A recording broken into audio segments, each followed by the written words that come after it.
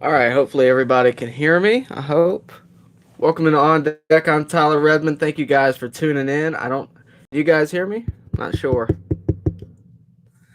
I'm just gonna go with it. Welcome to On Deck. I'm Tyler Redmond. As always, do me a favor, like this video, subscribe to this channel, and hit the bell for notifications so that you can stay up to date with everything going on in Braves country. Of course, a lot going on in Braves country right now. We got some announcements for the channel later on. We'll get to those probably towards the end of the show, so make sure you stick around for that. We have a lot to talk about when it comes to the Atlanta Braves, though. A lot of good things to talk about, which is a good change of scenery based on what we saw last week out of Atlanta. So first off, we got to talk about Pablo Sandoval. That's got to lead off this show because Pablo Sandoval has quickly become an Atlanta Brave fan favorite. He was already a fan favorite in San Fran, and rightfully so. He's a World Series hero in San Francisco, but right now he's becoming a fan favorite over in Atlanta, which is a very good thing to see out of Pablo Sandoval, obviously.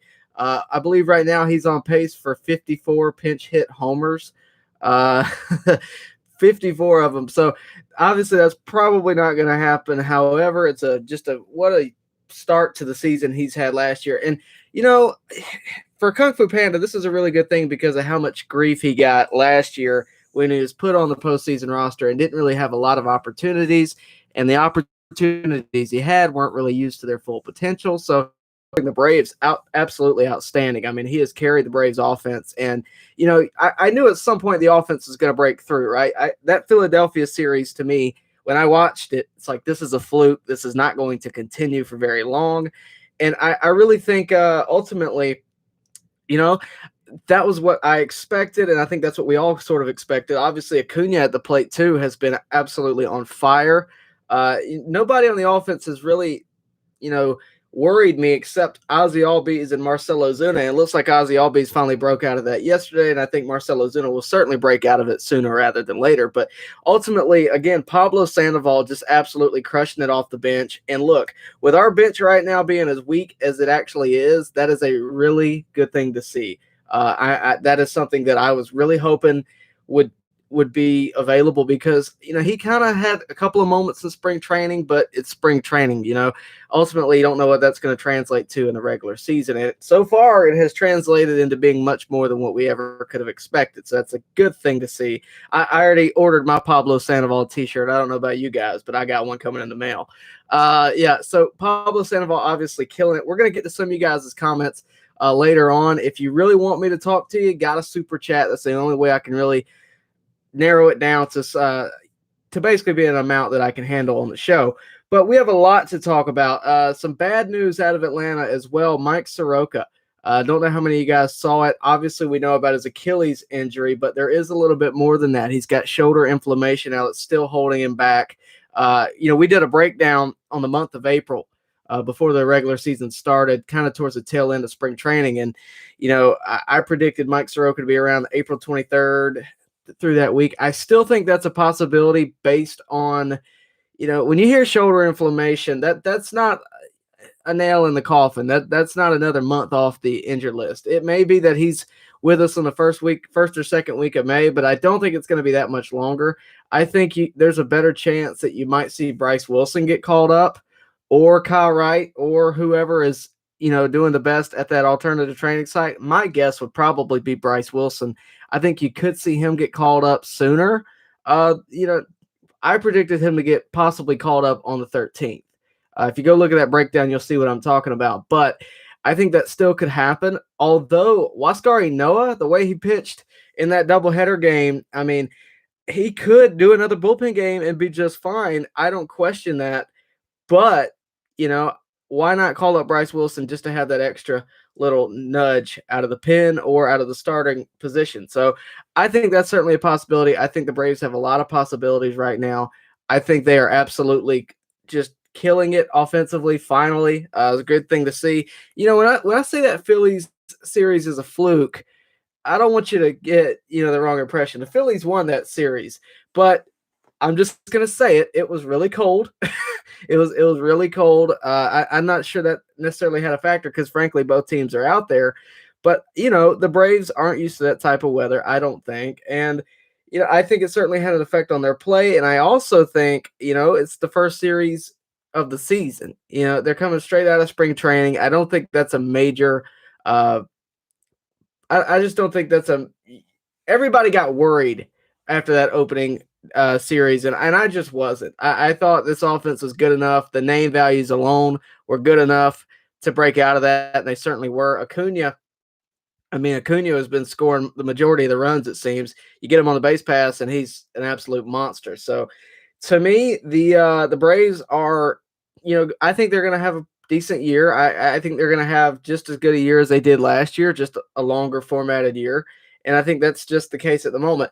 Hey, guys, do me a favor while you're here. Like this video. It really helps me out, gets it out to other Braves fans, and that helps me grow. So make sure you do that. But let's talk about the pitching. Let's talk about Max Fried, because Max Fried was the one guy that I was like, okay, good. He's pitching in the doubleheader. That's a win. To me that's a win already. And that was not the case. His game wound up being the actual bullpen game, while Huascar Ynoa's start wound up being the regular formatted game. And it was kind of an interesting dynamic, because Max Fried is the guy who was in the Cy Young conversation last year. He was in, he was 7-0, and he hasn't taken a loss yet either. Actually, he has not. So that's obviously good for him. But people are starting to worry about Max Fried and worry about his ability throughout the rest of this year. And I think that's a bit unwarranted. I think Max Fried is going to find himself. He's obviously not having the stuff he's going to have, but even if he doesn't, I am still not worried about the starting rotation, because Smiley has been impressive. Charlie Morton had a good day in the second game of the season. And, Huascar Ynoa gave me a lot of confidence. So if we ever had to revert back, I'm not worried. But again, this is Max Fried we're talking about. I think Max Fried's going to be just fine. I was a little bit worried to see him coming out of the second inning, but I honestly thought when he first came out, well, maybe they'll use him later in the day in that doubleheader, but that didn't wind up needing to happen. I think also him getting hit in the foot obviously has something to do with it. I don't even think he's going to miss a start. I had some people text me asking if I thought Max Fried was going to be okay. I think he's going to be just fine. I watched the press conference after the game, as I'm sure a lot of you did, and he didn't speak to this being much of an issue. He didn't speak to it being anything that's going to hold him back from making that other start. And I think, he's going to be just fine. He's going to find himself on the mound. And part of it's just growing into it, because, facing batters in spring training is a lot different than facing them in the regular season, because they have had a month, to get ready. And it's, a give and take, and it's just what it's going to be. But I think, again, it's a matter of time before we see Max Fried back to his level. But let's talk about what you guys got to talk about. Let's talk about what you guys are in the chat talking about. By the way, we do have a very exciting autograph of the day. Make sure you stick around for that before we get to it. And before we get into the chat, I need to pay bills, if you don't mind. So, hey guys, do me a favor. Go check out LlerandIGloves.com, www.LlerandIGloves.com. The link is in the description below, so make sure you check it out. They gave me this awesome glove about a month ago, and I absolutely love it. They have great gloves over there. This one is, this is just one they chose for me. I didn't ask for anything specific, but they sent it to me. Guys, the designs you can make out of this, you can make your own custom glove. They have 18 different colors. I promise it's worth your time. Go check it out. Had a guy email me the other day saying he got one, and I was very happy to see that. And he actually bought it for his dad, who is actually a former Major League Baseball player. So it was a really cool story, and I appreciate you guys contacting me and telling me those kinds of things. But again, LlerandIGloves.com. Go check them out. It will be worth your time. The bang is worth your buck. I promise you. Go check them out. So now that the bills are paid, let's talk about what you guys got going on in the chat. How far do you think this Braves team can go this season? I think nowhere. I think the Mets, Dodgers, San Diego, and St. Louis are better teams. I don't think the Mets are. I think the Mets are going to be competition, but I don't think the Mets are. On that side of things, I think right now you could probably say the other three are leaning that way, but don't count out the Braves. I don't know if you're a Braves fan, Joseph Alvarez, but I think the Braves are finally actually getting into their groove. And I think it's virtually the same offense and better starting pitching. I don't know what else you can ask for. The bench is the only thing that's limited. I think you could see a trade in the works pretty soon. You didn't hear that from me, but I do think that could be in the works. In terms of the Dodgers and San Diego, well, they're in the same division, so they're going to beat up on each other. St. Louis to me is probably a shoe-in to win their division, and we'll probably see them in the postseason. But to me, the Dodgers and San Diego, they're going to beat up on each other. They're in an arms race right now, and I'm not really worried about them until later on. But in terms of the Mets, I think we do have to worry about the Mets. I think we need to worry about the Phillies. Obviously, they gave us a run for our money. The Nationals are competitive again. So I think honestly, our division's tough. And this is the first time it's really been tough in some years for the Braves anyway, because the Mets have fallen off in recent years. They're back to being competition. The Phillies are frankly have a better manager in Joe Girardi, and they're going to be a tough case to deal with. But ultimately, I think the Braves are a better team than they were last year, and that's all you can ask for. You can't ask them to be better than the Dodgers and San Diego and St. Louis and the Mets every year. You can only ask them to be better than the year before, and I think they are. I really do. I think, again, our bench and bullpen may be limited, but I think that is possibly going to change. I think you could see a trade for some guys that we have that, for some bench pieces. Obviously, Orlando Arcia, I saw some comments about that.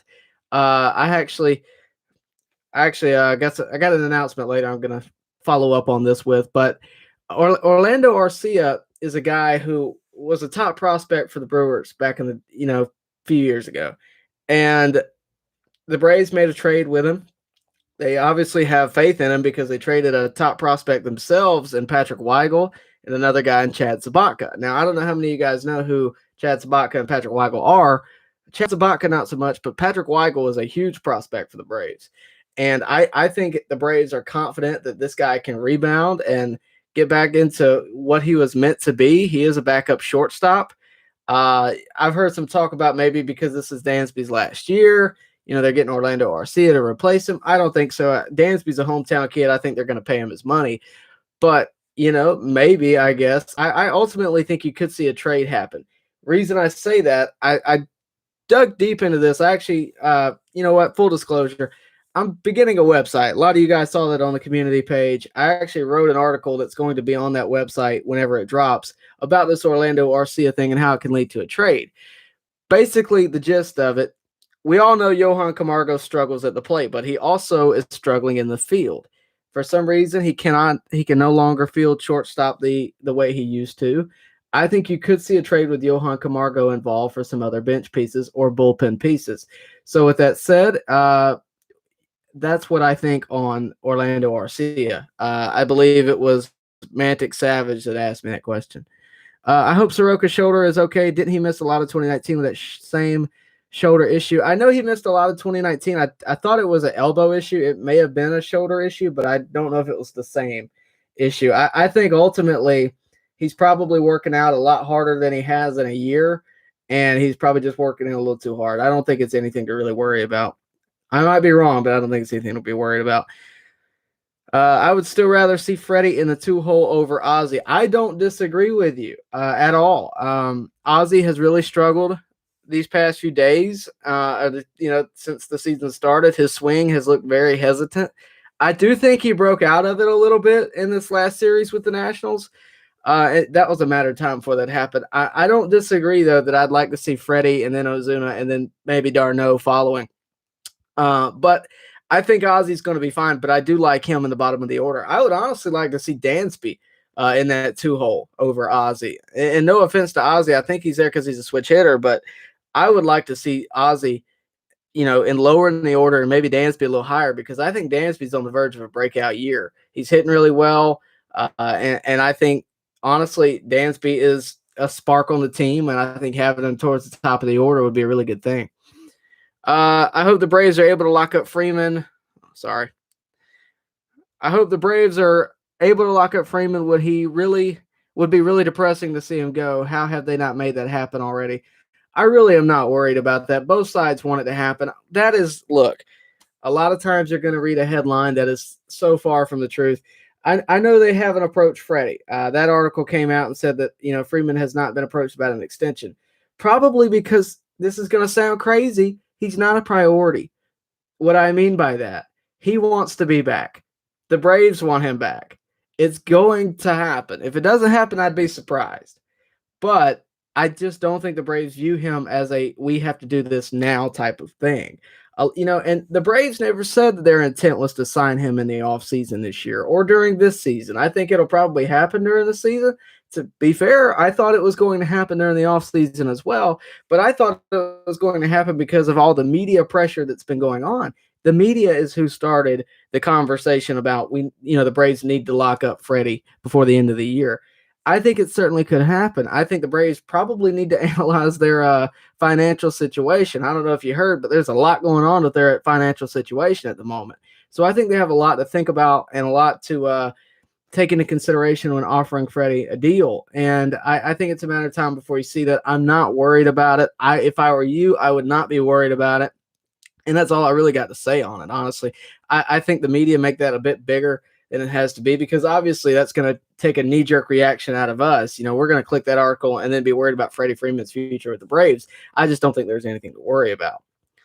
I'm glad the Bravos got their W with the doubleheader. Yeah, they got two of them. 2-4 sounds a lot better than 0-6, doesn't it? And honestly, both of those games could have went the other way. This division is going to be a very hard-fought one. The National League East is a tough division. You got the Mets, who are freshly built, got a lot of pitching, obviously, and they got a brand new Francisco Lindor and a lot of other good players. Jeff McNeil is always a guy that I think is just a Braves killer, and they have a lot of those. So it's going to be interesting to watch. Inoa should be the fifth starter until Soroka is back. If he continues, yeah, I don't see why you'd waste another option with Wilson. But Bryce Wilson was the guy that we all thought should be the fifth starter less than a week ago. So we'll see. Let me see.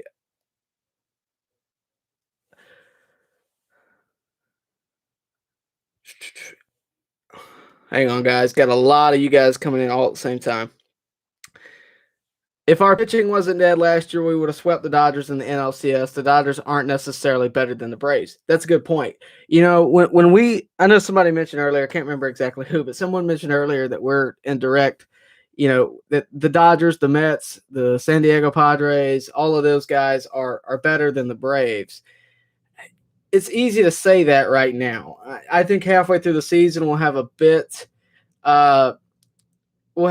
better idea where we're at. But I mean, guys, we're 5 games into the season or 6 games into the season. I don't think we're in a position right now where we can say who's better than who. And if you base it on last year, like Based Alaska said, if you base it on last year, we were right there with the Dodgers. To me, the Dodgers are the standard. We were right there with them. And again, I think if we had Mike Soroka, it would have been a lot different, possibly. We certainly would have had a little bit more depth. But you can't tell me that the Braves just aren't there yet. I think they have a better team than last year. I think they have a team with a lot more depth at starting pitching, the same offense, which is no problem. And I really think the only thing they need to advance is the depth at the bench and the bullpen. That's really it, because the bullpen's interesting. I think it has the potential to be just fine the way it is. Will Smith is a bit of a worry for me right now. I really thought he'd come in and just absolutely dominate this year. He is having some early struggles. I would hope to see that change soon, because if he's going to be the closer, he's got to be the closer. There are a lot of guys on the Braves that can fill that role. There's another guy that we didn't re-sign that can fill that role that's still out there, and Shane Green. If Will Smith's not the ninth inning guy, it's okay. He can be the 7th or 8th, but Minter is ready and waiting to be given an opportunity, and Minter is locked down elite. I'm not saying take Will Smith out of there quite yet, because I think it's a bit early, but if he's going to struggle, it's okay. I would like to see him use the fastball a bit more. I think he's a little weary of that. I think he's trying to mix it up a little bit too much. He had a lot of long balls last year, with that fastball, so that might be why he's doing what he's doing. But again, it's so early on. I really think as we progress in the season, Snitker's going to make adjustments. The team's going to make adjustments. The pitchers are going to make adjustments, and we'll just have to see where it winds up. Based Alaska. Hey, I'm from Philadelphia. If there's one thing I know, it's that the Phillies aren't as good as they look right now. That's a pretty good point. I really don't think the Phillies are as good as they look. I think they have a lot of good players and a lot of good potential, but I don't think they can last. I might be wrong, but I just don't. I think the Phillies.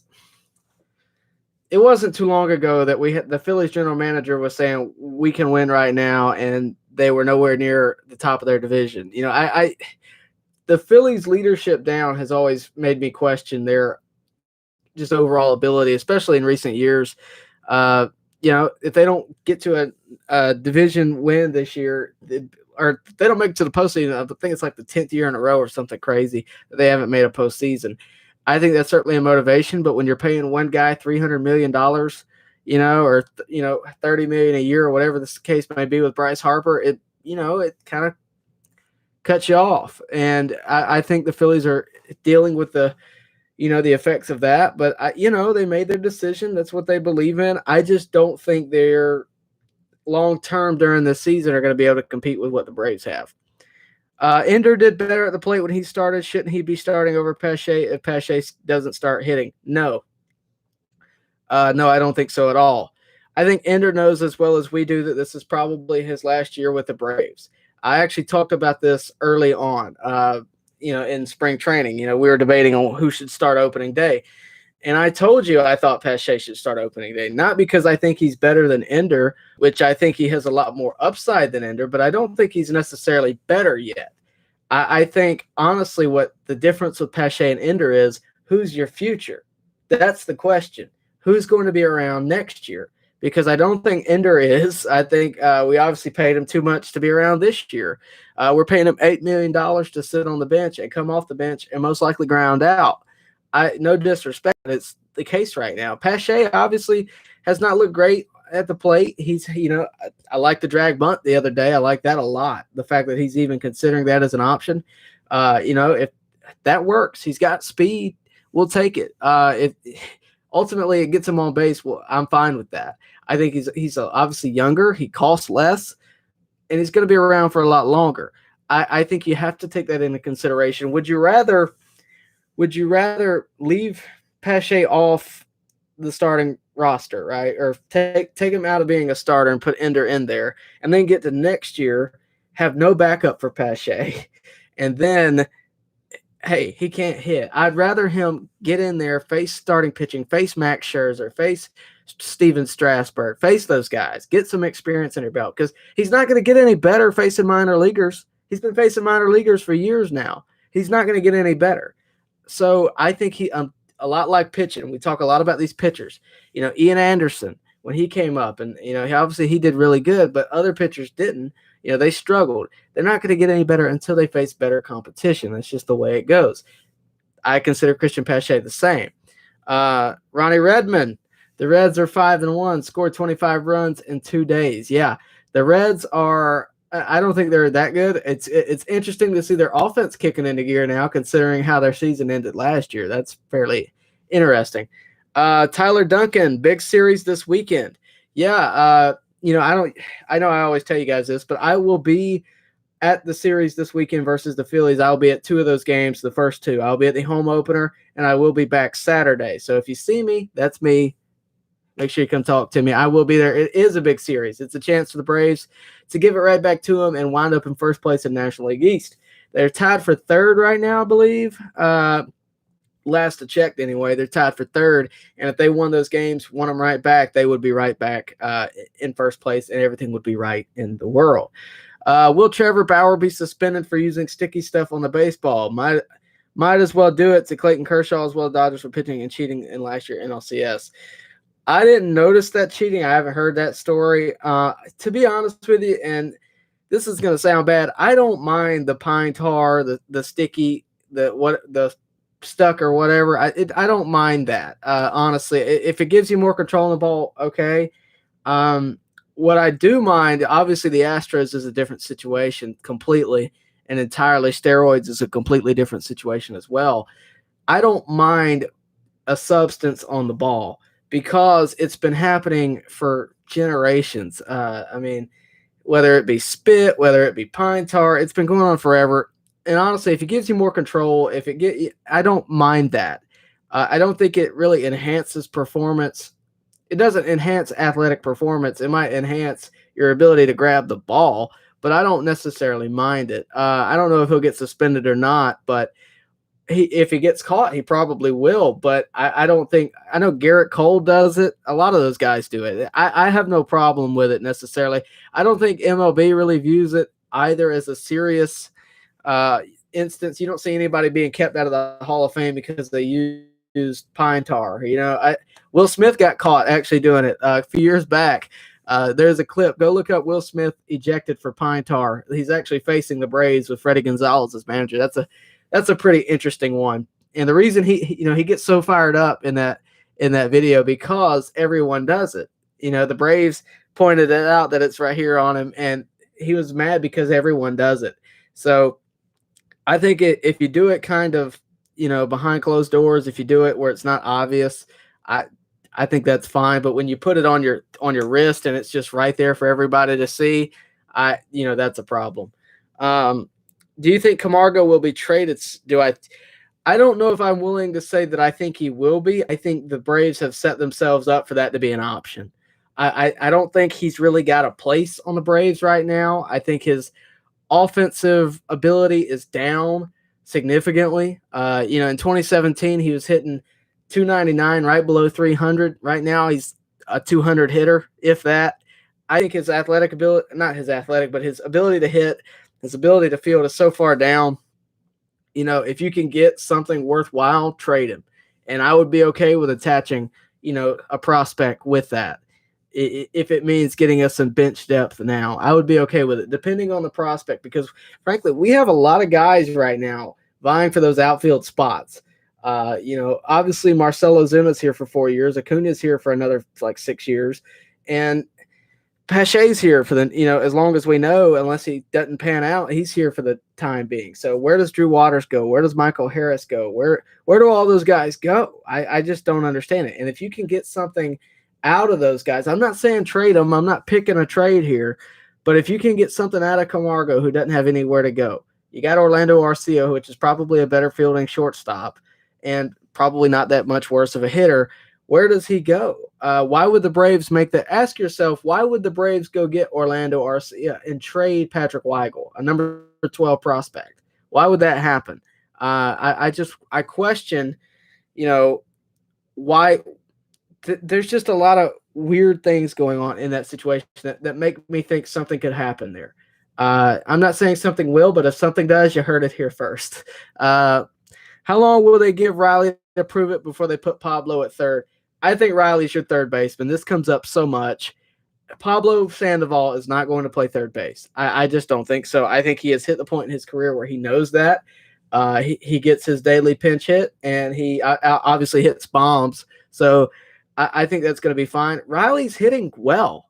His fielding is top tier to me. I've never seen him do anything. There's been a couple instances on some bunts and things that have, he's missed this season, but last year his fielding against the Reds and things like that, fielding wise, Riley's fine. Hitting, I think obviously he's had his struggles, but he's going to break out eventually.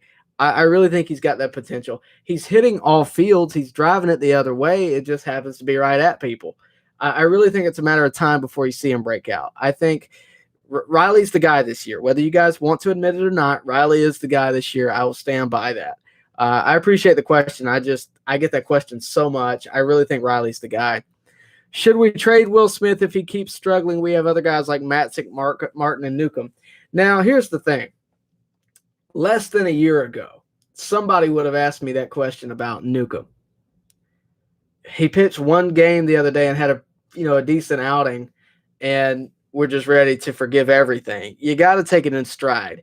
No, I don't think we should trade Will Smith. I think Will Smith has got to figure it out. Obviously, last year was tough for him with COVID and everything else. I think he's going to be fine. He's got that potential where he can just lock right back in and be just fine. Again, I would like to see more fastballs than curveballs. I think we had a lot of those. And I think, honestly, he's going to be fine. With Newcomb looked pretty decent the other day. He missed a spot a lot. Other than that, I thought he pitched well. His curveball seems to be back. Obviously, he's hitting 98, which is a good thing to see. Matzik is hitting 98, which is a good thing to see. But, ultimately, I think we're a little too quick to judge on a lot of these guys. And Will Smith is dealing with that now. I just don't think that's the case. Hey, hang on. Hey, Tyler, when I said Martin was the only Braves righty reliever I trusted, but he seems to get injured out of nowhere, now he is out with a finger numbness. Was I right or was I right? You were right. I'll give it to you. Hey, mark it down. Once we hit the end of May, I think we will take sole possession of first place and never look back. Give it about 60 games to gel. I agree. I think that's a good way to put it. I mean, pending injuries and things like that. I really think the Braves are going to gel, like you said, and be just fine within the first third of the season. I think Minter is coming for Smith's job. I think he's ready and waiting. I think that healthy competition is a good thing to see out of the Braves. And I don't necessarily mind it. I wouldn't mind to see Minter close the game out. Honestly, I think that would be just fine. I don't know if I'm ready to say he's coming for his job, but I think if enough games are lost because of one guy, obviously they'll adjust. Again, I wouldn't mind putting Smith in the 6th, the 7th, or the 8th. I'm just not. I don't know how much I'm confident in him closing games. Then again, I said the same thing last year with the closer Mark Melancon. I said the same thing with him. And it wasn't even because he had bad results. It was just because he wasn't blowing them by with 95. He was picking his Josh Tomlining. His ability to pitch is locating, but not really with high speed. But I think we can all get picky on who we like in that role, but I think until it becomes an absolute problem, I think he's going to be left there. Let me see. I don't want to talk anymore about Rob Manfred. I've talked bad about him enough. I feel like the Panda should be the DH if that's possible. I think he will be based on his performance later. I think that is hang on. I think Pablo Sandoval is your likely DH unless Ozuna fills that role. But he's right now, Ozuna's the starting left fielder. I think he probably will be the DH because he is hitting the way he's hitting. Until he doesn't, I think that's certainly going to happen when they face American League teams. Next year, I don't know if he'll be back or not. I don't know if the DH will be in the National League, but I don't know how long that'll be. But for this season, when they face American League teams at home, I think that will happen.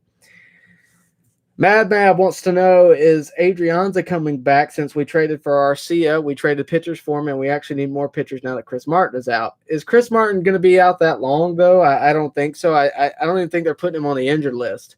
As far as I know, they haven't. I don't think they will. I really don't think he's going to be out that long.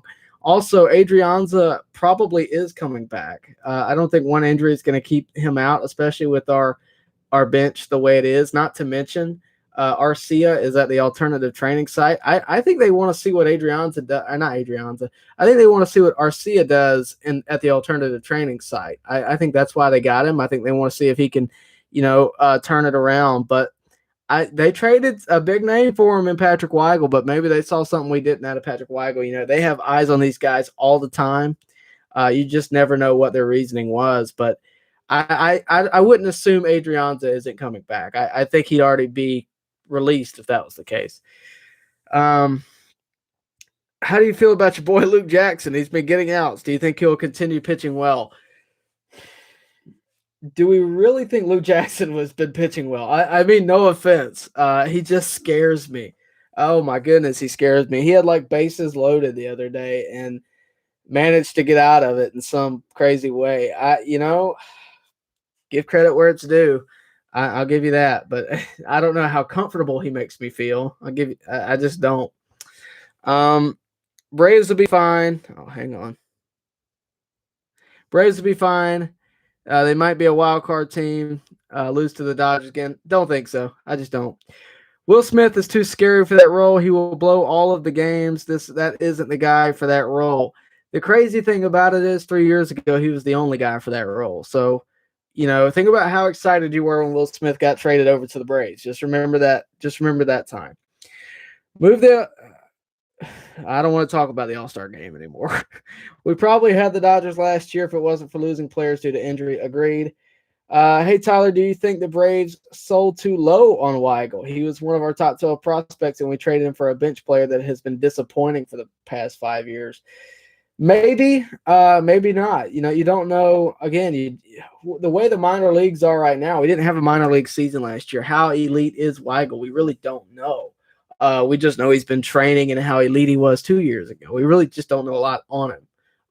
When we brought him up to the majors for that short time last season, he didn't look overly impressive. He didn't come out and have a shutout inning or anything. So I don't know where he's at. We're you're never gonna know what a trade really is until years later. The Tigers didn't know when they had John Smoltz, right? You're just not gonna know till years later. I just think you got to wait on that.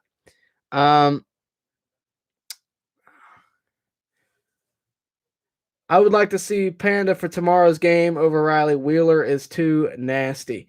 No, I think you're going to see Riley. I think you're going to see Riley. I think we've got to get behind him. You got to support him. He is your future, and that just is what it is. I appreciate the comment, but I just don't think that's the case. I think Panda knows his role.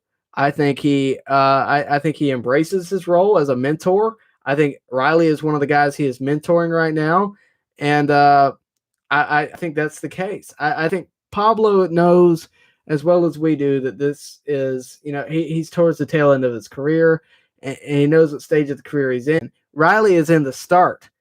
He has all the ability in the world. He's just got to put it to use. So that's what I think. We are going to wrap it up with that, though. We are going to wrap up this show with that. I appreciate you guys tuning in tonight. One more time to pay the bills, and then we're going to move into autograph of the day. One more time, go check out LlerandIGloves.com. Their link is, of course, in the description below. Go check them out, guys. I promise their gloves are absolutely amazing. They are well-made. They're good leather. They're customizable. Go check them out. 18 different colors. Go get it for your son, your daughter, whoever's playing baseball. If you just want one to have one, go get it from Llerandi Gloves. I promise you won't be disappointed. So with that said, let's move into autograph of the day. It was a pretty easy choice for me on autograph of the day today because of what day it is. It is April the 8th, aka 7/15 day. And what better autograph than Hank Aaron? So I'm going to show you this piece. It's a really good piece. It's a piece I got from BP Sports up in Atlanta. It's not a baseball. The Hank Aaron baseball I have is back in that case and on the wall. That's every Braves Hall of Famer back there. But the piece I'm going to show you is a little bit more, not to say high dollar, but high dollar. It is a portrait of the man himself. I'm trying to show you. It's an absolutely beautiful picture. And, of course, it's signed right there. It's kind of hard for me to show you guys, but I'll do what I can.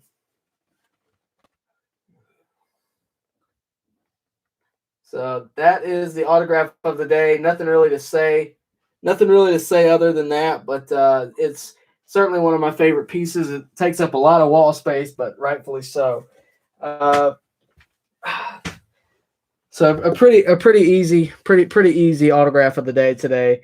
It's one of my absolute favorite pieces. I got it off the wall to show you guys. It's not really something you guys get to see in the current set I'm in. It's across the room over there usually, but I got that earlier this year. Obviously, the year we've had, it was a really good time to get it, and I think it's great. I think it's a wonderful piece for a wonderful player.